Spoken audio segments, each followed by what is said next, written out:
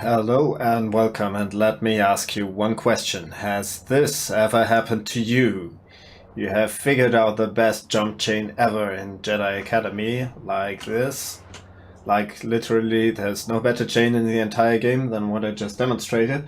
But now there's a lot of flat ground ahead of you and you have no chance of getting any jump boost. So what you're gonna do? Maybe you heard about the new and exciting technology called crouch boosting, but you have no idea what it is, how it works, and how it will benefit you. Worry no longer, I'm going to help you, because I'm not good at crouch boosting, but I can sell it to you. So here's what it's all about. Normally when you jump and land on flat ground or on higher elevation, there's a speed penalty. Your speed gets cut in half. You know this? Look at my... yeah. I tried to demonstrate it and get a random boost. No, okay, normally you jump again, and you see in the speed meter, you see where the speed gets cut by 50%. And except for random boosts, which we're not going to talk about now, this happens all the time. Except when you use spin glitch, which I'm not going to talk about here, or crouch boosting. The general idea of crouch boosting is actually very similar to spin glitching.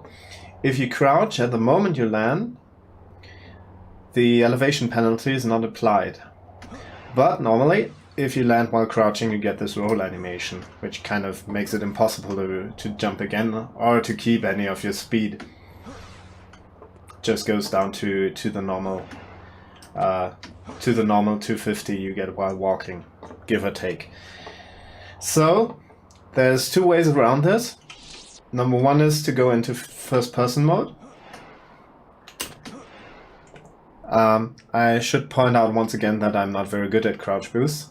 So what you will see here is that most of the time when I crouch boost, I'm not going to keep all of my speed, but if I do a half decent boost, I'm still going to keep more than 50% of my original speed. I'll do it again. Oh yeah, I shouldn't land on lower ground.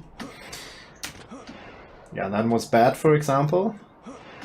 Pretty sure that wasn't actually, but there you see in the speed meter that was way less than 50% reduction. So that was a crouch boost, even if it wasn't an extremely useful one. The other way to avoid the roll is to play another animation that prevents rolling. One of these is a simple saber swing, just attack and nothing else, which you can do while jumping, like this. And if the swing animation is still playing while you're landing, it suppresses the roll animation, and so if you are still in crouch mode while you're landing and the animation is playing, you bypass the penalty. The problem is, while you are crouching, you also can't jump. You'll just do another roll or just nothing. So, to actually maintain that speed and get it and kind of grandfather it into another jump, you need to stop crouching as soon as possible. And that's what makes it difficult. It's not too hard to keep some of your velocity. I'm going to show you. So basically, jump, swing, crouch. That was a bad example, but it works like that. Remember, important part is to have the swing animation still playing while you land and having crouch active while you land, like this.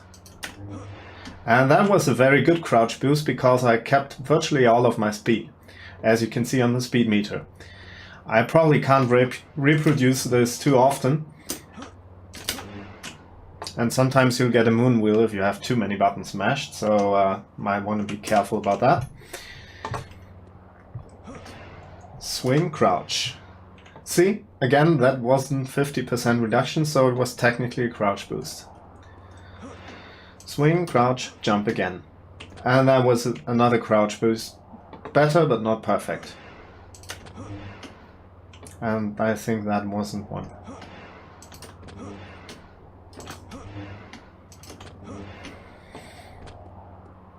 So the timing is something you're going to have to learn and figure out for yourself anyway.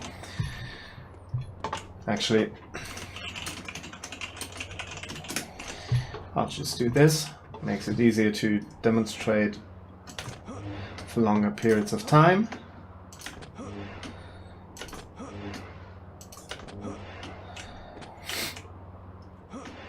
Alright. So one interesting thing to know about crouch boosting is that it even works if your starting elevation is lower than where you land. I've never actually tried this, so I can't promise that I can actually do this. Let's see. Yeah, that wasn't very good, was it?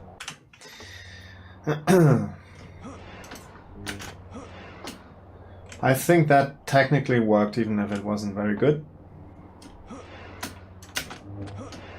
Of course, if you jump while you're at the ledge, you're probably going to get your jump input eaten or something.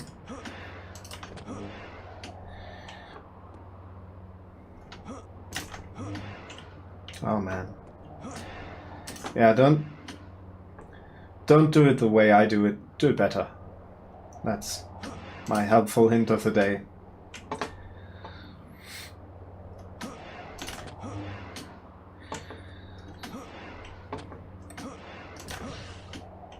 And that's what happens, by the way, if you start the swing too early or forget about it. You just get the roll anyway. I'm going to do it deliberately now. Start jump, swing, and that was maybe even still too late to demonstrate. Okay, jump, swing, and prevented it somehow still. Actually probably means my jump is... Oh well. Yeah. That's what might happen. Fortunately, I'm just demonstrating this. I'm not claiming I'm actually good at this. You probably know some of the other runners who are actually extremely good at crouch boosting.